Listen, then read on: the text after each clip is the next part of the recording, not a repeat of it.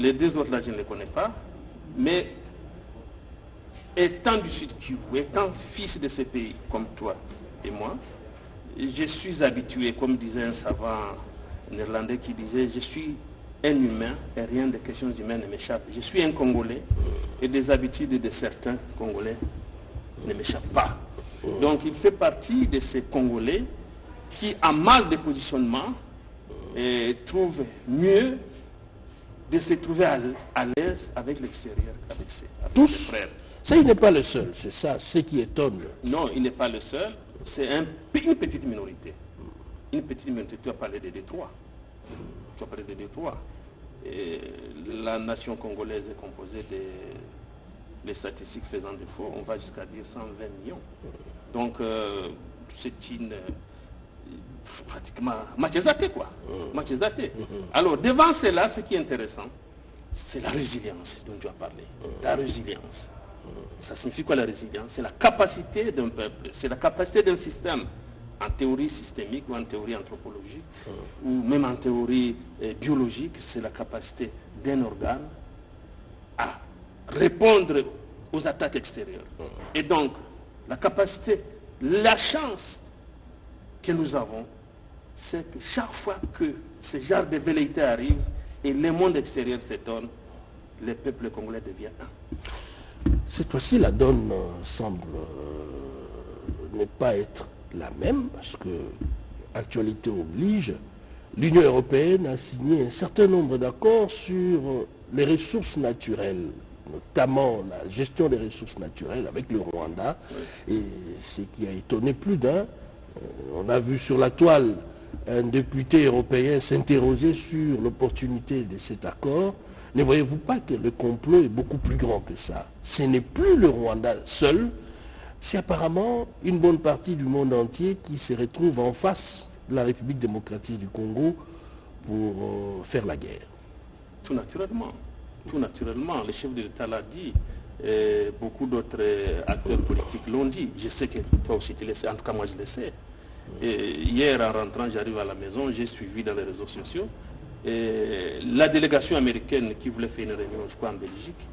Les Congolais les ont boutés dehors. Ils ne leur ont pas permis, ou en tout cas il ne lui a pas permis d'aller dans les bureaux. Et la délégation a crié, vous devez savoir que Biden est devenu le tueur des Congolais. Et donc ça signifie tout simplement que je ne vois pas qu'est-ce qui fonde la signature de cet accord de traitement des minerais que le Rwanda ne produit pas au Rwanda.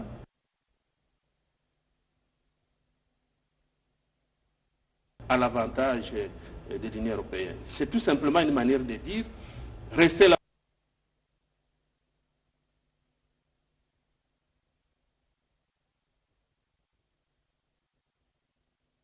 où vous êtes, parce qu'ils ne veulent pas engager des accords bilatéraux ou multilatéraux avec la RDC, et pour qu'ils puissent acheter en tout cas normalement, à travers les structures étatiques congolaises. C'est tout simplement un déni d'humanité, un déni de justice internationale. Et donc pratiquement, je ne vais pas jusqu'à dire qu'eux-mêmes ne sont pas des humains. Parce que quand tu ne reconnais pas l'humanité dans l'autre, ça signifie qu'il y a une carence dans toi-même. Et concrètement, que doit-on faire? Courber les chines? Parce qu'il y a beaucoup plus grand que le Rwanda qui est derrière. Quelle réponse apporter? Non, c'est pas question. Pas question. C'est chaque fois que l'histoire d'un peuple a été mise en question. C'est chaque fois que les peuples se sont déterminés, se sont montrés invulnérables. Et pour les cas d'espèce, plus que jamais, je dis bien plus que jamais, et je crois qu'ils sont en train d'être étonnés, les Congolais en Belgique, en France, aux États-Unis, partout, même en Grande-Bretagne, ils sont mobilisés et ils sont infatigables. Ils se sont dit, nous n'allons pas accepter. Et j'en profite pour vous donner la position de la population de l'Est, de frères. Ils ont dit, cette fois-ci, nous n'allons pas permettre qu'on prenne ça que Goma, c'est une hypothèse impossible. Pourquoi? Parce que nous n'allons pas partir. Cette fois-ci, on ne va pas partir.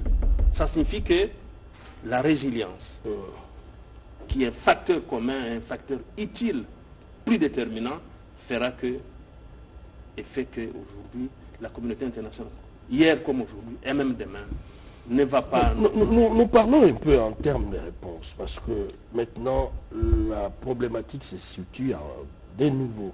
Nous avons d'un côté le Rwanda, qui s'érige en ennemi visible, et de l'autre côté, vous avez la communauté internationale, qui est maintenant un ennemi presque invisible. Doit-on apporter les mêmes réponses? Ou avec le Rwanda, c'est la manière forte s'imposer. Et que doit-on faire avec le multinational ou encore le gouvernement qui signe en plein jour le contrat sur le traitement des minerais avec le Rwanda? Quelle réponse apporter? La diplomatie ou quoi encore? Chaque fois qu'il y a une guerre, il y a deux réponses. À la fois, elles ne sont pas exclusives. Exact. C'est la diplomatie et la guerre. Vous comprenez? J'ai suivi un cours de prévention des conflits. Ça signifie tout simplement qu'on ne doit pas aller en négociation, en diplomatie et baisser les bras. Et au même moment que nous baissons les bras, et s'activent. Ils prennent les autres territoires et commencent à nous faire parler, à nous faire non. Ça signifie que nous, sur le terrain, et j'en profite pour vous dire que jamais, l'âge que je suis, je n'ai jamais vu, en termes lingala, langage congolais ordinaire, je n'ai jamais vu des bibundeli comme je les ai vus. J'entendais parler des Sukhoi et c'est dans des lectures. Je n'ai jamais vu parler, je n'ai jamais vu les drones d'attaque. Au point que le Rwanda est en train de se lamenter, dire que non, mais on va m'attaquer. Je n'ai jamais entendu, depuis que je suis en train que j'existe, qu'au Rwanda, il y a eu des deuils. Le peuple rwandais est en train de réclamer qu'on cesse de s'engager dans une guerre qu'ils ne vont pas gagner. Chers collègues, chers compatriotes, moi, l'histoire que je connais, le Rwanda ne m'a jamais intimidé. Les Rwandais dont parlent certains, en nombre, parce qu'en droit public international, même en stratégie, en études stratégiques, le nombre est important. Le nombre, c'est une valeur. Nous sommes 120 millions, le Rwanda est moins de 15 millions. 15 millions, ou c'est moins de la population de Sud Kivu. En territoire, là, n'en parlons pas. Ils trouvent la richesse où pour acheter des armes. Nous pouvons faire une caravane d'attaque en termes de personnes humaines. Je disais à une dame, le jour où les femmes vont se décider de faire une caravane, même symbolique, les choses vont changer. Donc, en termes de réponse... On n'en est pas encore là. Le président de la République l'a dit lors de sa dernière sortie médiatique. Oui, oui. De plus en plus, les canaux s'ouvrent pour des négociations, mais alors des négociations directes avec le Rwanda. Doit-on négocier avec le Rwanda finalement? En principe, on ne peut négocier qu'avec le Rwanda. Parce que le Rwanda, il faut que le Rwanda nous dise de quel droit, toi, voisin rwandais, tu as des prétentions sur le territoire de moi congolais ou de moi Congo. Il faut qu'ils nous le disent. Là maintenant, on va faire balancer la théorie du droit public international. Mais qui dit négociation, on sait d'une petite part de sa personnalité, de son ego, et l'autre également. Donc c'est un rendez-vous du donner et de recevoir. Selon vous, qu'est-ce que la République démocratique du Congo peut faire comme concession? Et qu'est-ce que le Rwanda peut également faire comme concession pour que nous arrivions finalement à un compromis qui mettrait fin à la guerre, définitivement? Vous savez, j'ai une notion... Sur cette question, il est difficile de cerner un peu. Non, je comprends. On négocie sur quoi finalement? On va négocier sur quoi? Je comprends. Et comme on n'est pas acteur dans la négociation, on ne peut qu'en parler en termes théoriques. En termes théoriques. Je vois en mathématiques la théorie des ensembles. Il y a des ensembles, il y a un point d'inclusion. Alors, quand vous faites les deux, en tout cas les deux ensembles, il y a une partie de l'ensemble A, une partie de l'ensemble B. C'est ce que tu as semblé théoriser. L'un cède, l'autre cède. Et la partie là, c'est la partie des négociations. Exact. Que puis-je dire que nous allons donner, sinon dire que le chef de l'État a toujours dit, je donne ma bonne foi de compréhension des problèmes. L'État congolais donne sa bonne foi de la compréhension des problèmes. Et lui, il a toujours dit, moi c'est la paix. Moi c'est la paix. En dehors de la paix, je ne sais rien d'autre. Mais si vous voulez la guerre, et que vous ne voulez pas la paix, ben, vous allez rentrer dans la guerre. Nous entrons dans la deuxième partie des questions d'actualité de ce soir. C'est sur les statuts de la première dame. Le contexte de la RDC se présente avec des singularités. Nous sommes en pleine période de guerre, ça il ne faut pas se voiler la face au Rwanda. Et les femmes, les dames jouent un rôle. Vous venez de parler tout à l'heure de femmes qui pouvaient se constituer en groupe, en caravane pour agir.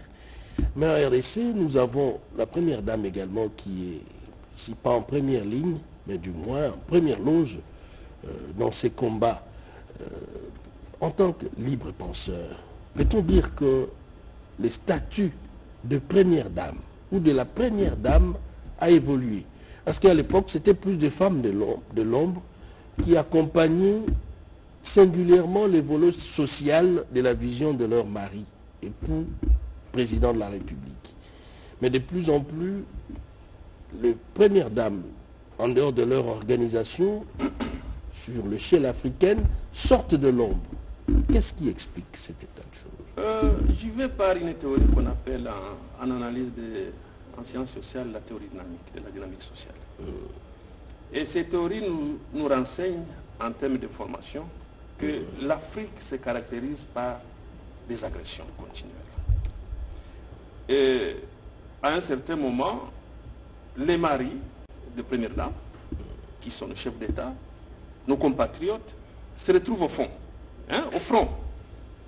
Et finalement, je crois que, parce que non seulement il y a cette caravane, mais il y a une organisation, il y a une association. Il y a une association de premières dames de la République, dont certaines